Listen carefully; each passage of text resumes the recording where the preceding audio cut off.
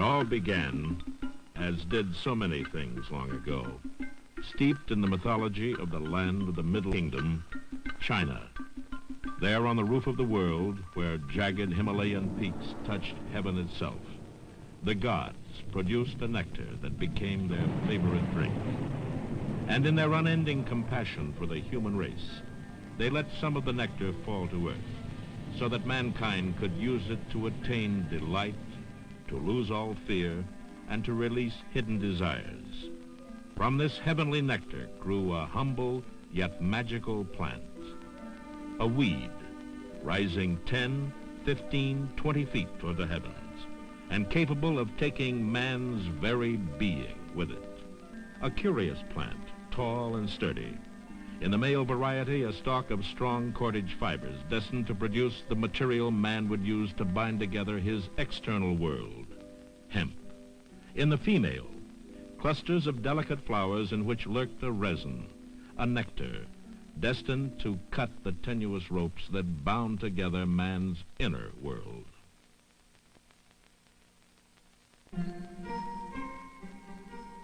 In the China of the year 2737 BC, ruled Emperor Shen Nung, wise and practical, a keen observer of all matters of the spirit and the flesh. By contemplating the world about him, he saw the usefulness of nature's offerings. He developed the science of agriculture and wrote the first book on pharmacology, recommending that the flower tops of the female plants be dried and mixed in a form of an ointment or powder to treat gout, rheumatism, malaria, absent-mindedness, and female weakness. Another effect of this unusual herb troubled Emperor Shennong. When the powder was sprinkled on food and eaten, it produced a strange form of happiness, euphoria, where the mind seemed to exist outside the body. He labeled the substance liberator of sin. The winds that lashed the mountains at the top of the world scattered the seeds, and by 1500 BC, the liberator of sin found its way south to India. Here it became known as Indian hemp and was intertwined with religion, philosophy, and Hindu mysticism. Its cultivation became a science, its use Epicurean, and its praises sung in the holy literature. For the liberator of sin was transformed into the soother of grief, the heavenly guide, the poor man's heaven. The flowers were brewed and consumed as a beverage called soma.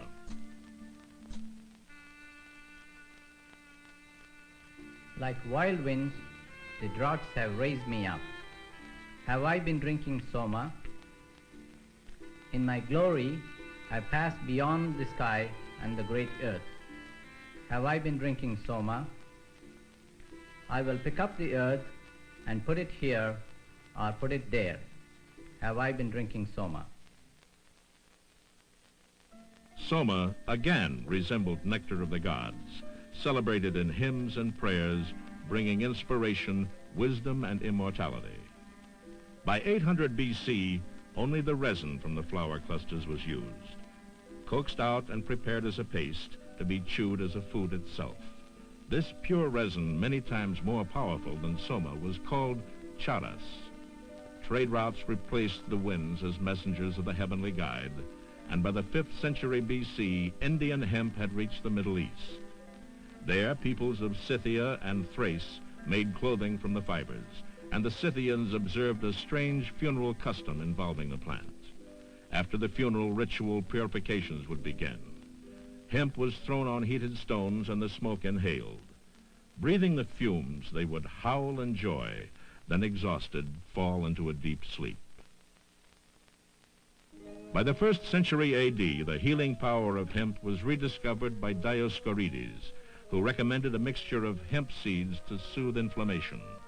200 years later, a Chinese physician, Hua To, brewed a special wine from the plant, calling the mixture Mayao, hemp splendor. He used it successfully as an anesthetic. By the 5th century, use of hemp had reached most of the Middle East and Europe. Arab doctors prescribed hemp and hemp seeds for a variety of ailments, promising relief for the patient and new stature for this strange weed.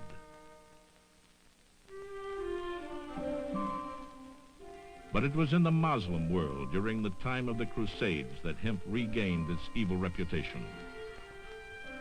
Hassan ibn Sabah, self-appointed executioner of false prophets and infidels, brought to his mountain fortress a group of young warriors, each of whom was assigned a man to murder.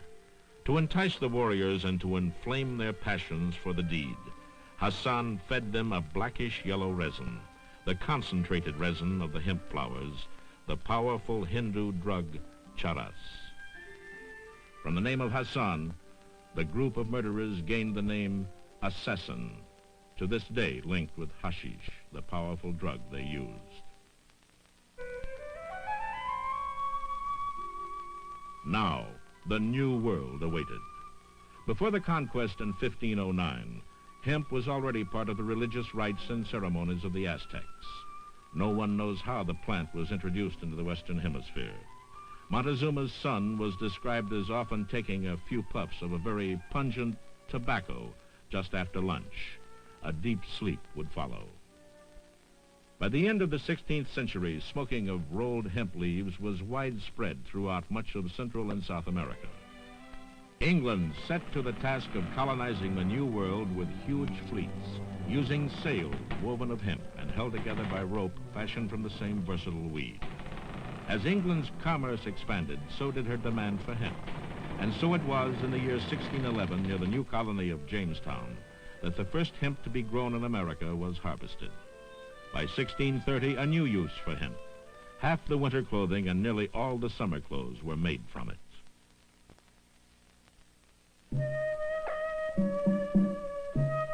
But this plant was not new to the American Indian. French writer Jean Leander described the tribes and their medicine men. The priest burns dry leaves and, with a hollow stalk or a pipe, draws in the smoke and is transported to the point of losing all contact with his surroundings, as if in ecstasy, letting himself fall to the ground, completely relaxed and motionless. 1753, a new name was found for the Indian hemp plant, Cannabis sativa, a name carefully chosen, meaning cane-like plant, properly christened and respectfully included into that grand and orderly botanical scheme of things by Linnaeus, categorizer of the world's flora. In England and America, cannabis remained a commodity of industry, the second largest crop in the South, with many farmers planting it, as the diary of one Virginia planter reveals. May 12th, 1765, sowed hemp at Muddy Hole by the swamp. August 7th, began to separate the male from the female hemp. Soon technology began to outstrip the usefulness of hemp. Steam doomed the sailing ship, and with it the huge sails woven of hemp. And introduction of the cotton gin in 1793 assured cheaper cotton clothing. The opening of the West in the 19th century gave brief renewal to the hemp industry through rising demand for rope and cloth for covered wagons. But hemp as a commercial product reached its peak by the Civil War.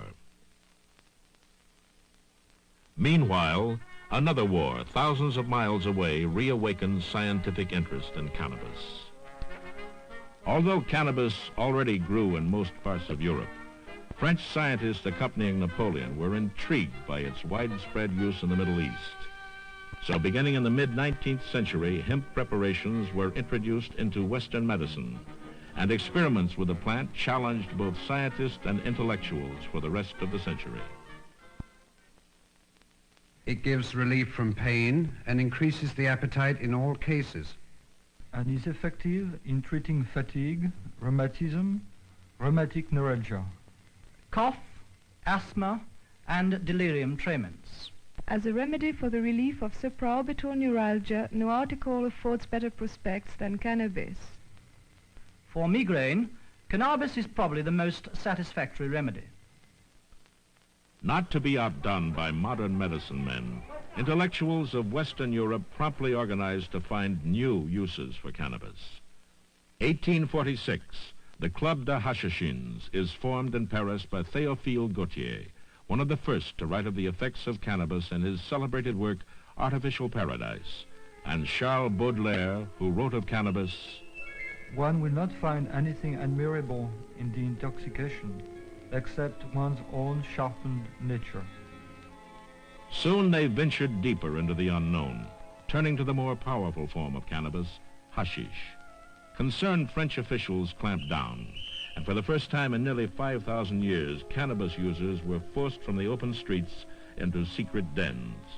Only the lofty intellectuals elsewhere still dared to experiment openly with their fantasies. Philosophers John Stuart Mill and Friedrich Nietzsche, psychologist William James, authors Alexander Dumas and Rabelais. Towards the end of the 19th century, cannabis in one form or another, under one name or another, was almost universal, cutting across social and economic barriers. It was ground to powder and eaten or consumed as a beverage. It was burned in clay pipes and hookahs, in cigarettes and stone vessels. It was praised in song and hymn, and damned in word and deed. It was used for religious purposes and medical purposes, to relax its user or to send him into acts of violence.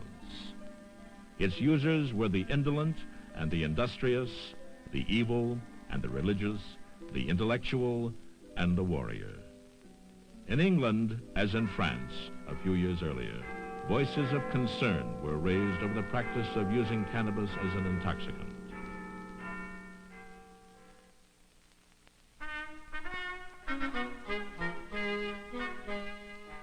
(1894), with the British Army in India, the Hemp Drugs Commission first organized study of the effects of cannabis. It produced a variety of opinions. Major Kopp, as a surgeon, would you say the habitual moderate use of any of these varieties of hemp produces any noxious effects, either physical, mental, or moral? No. Mr. Chairman, my answer is yes.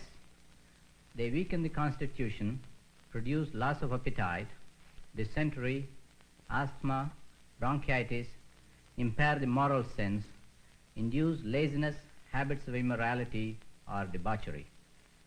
Evidence on these points is conflicting. It is the conclusion of this commission that in every instance the moderate use of hemp appears to cause no appreciable injury of any kind to the physical, mental, or moral well-being of the user. Excessive use, however, does cause injury. The 20th century, America's industrial expansion accelerated. Migrant workers from Mexico brought with them not only willing muscle, but also a bit of their own culture, little bags of mota, chopped cannabis plant, offering both gaiety and relaxation at the end of their labors. And it gave a new word to the American lexicon, marijuana, Mexican for Mary Jane. At last, Americans were to be confronted with an age-old custom and problem.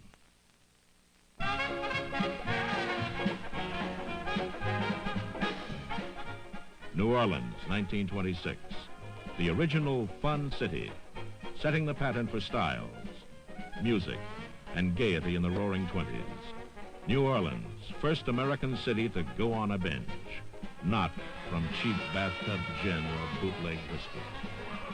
For thousands of people, rich and poor, criminal and socialite, their high came from the wheat. It was the roaringest of times. For commerce, it meant trade. But ships sailing up the Mississippi opened markets of a different kind. Markets for marijuana, now being called weed, pot, and grass. Marijuana was reaching other American cities where it was rolled in paper called reefers or joints and smoked. By 1930, most major cities had at least a few smokers. Clumps of marijuana began growing as a weed in many parts of the Southwest. Demand and brisk trade developed with Havana, Tampico, and Veracruz. Marijuana became big business, and big business became big news and sensation. A menace, that's what it is. Good Lord, don't you read the newspapers? I tell you, Sarah, they're selling it to little school children. I read where it Softens the brain, makes them commit horrible crimes. If you ask me, there ought to be a law. The time was ripe, and the time was 1937. After testimony from agents of the Federal Bureau of Narcotics, Congress passed the Marijuana Tax Act, the law designed to regulate the use of marijuana through federal police power.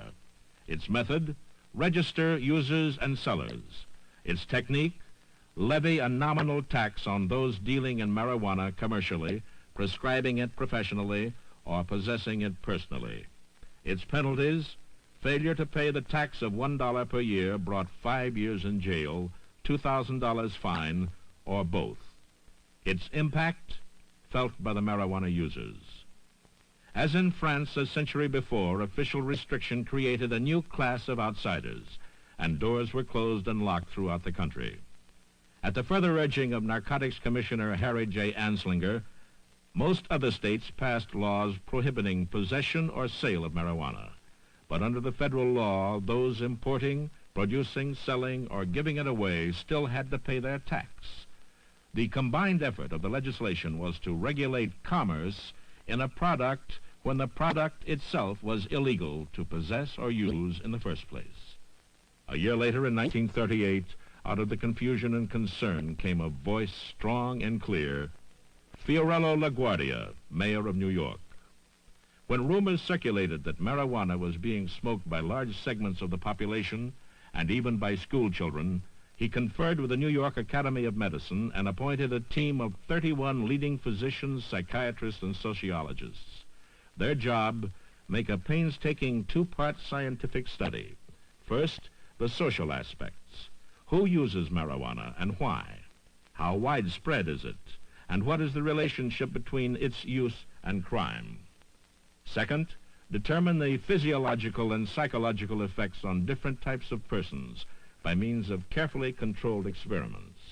By 1944, the report was released, and its findings, rather than resolving controversy, stirred it anew. Among users, aggressiveness and belligerency were not commonly seen. There is no direct relationship between commission of crimes of violence and marijuana. Its use can be stopped abruptly with no resulting mental or physical distress. It does not change the basic personality structure. It lessens inhibitions and brings out what is latent in the user's thoughts and emotions. Summing up the study, its chairman concluded that marijuana was not a drug of addiction. Further, those who had been smoking marijuana for a period of years showed no mental or physical deterioration which may be attributed to the drug. The lessening of inhibitions and repression, the euphoric state, the feeling of adequacy, the freer expression of thoughts and ideas, and the increase of appetite for food brought about by marijuana all suggested therapeutic possibilities. But the American Medical Association did not agree. It launched an attack on the LaGuardia report, criticizing both its findings and the scientific techniques used to obtain them. 1956, the Federal Narcotics Control Act strengthened the penalties of the Marijuana Tax Act. Prison sentences for possession or distribution were raised to 10, 20, and 40 years.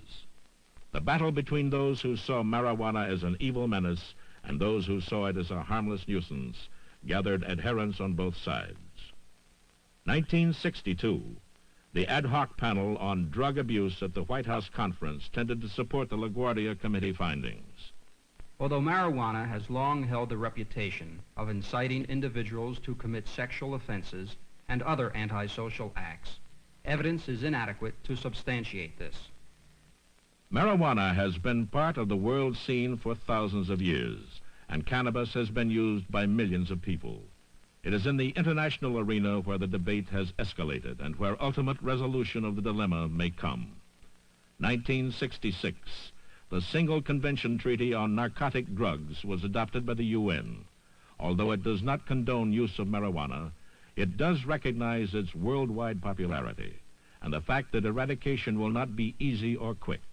The treaty calls for the use of cannabis for other than medical and scientific purposes to be discontinued as soon as possible, but in any case within 25 years.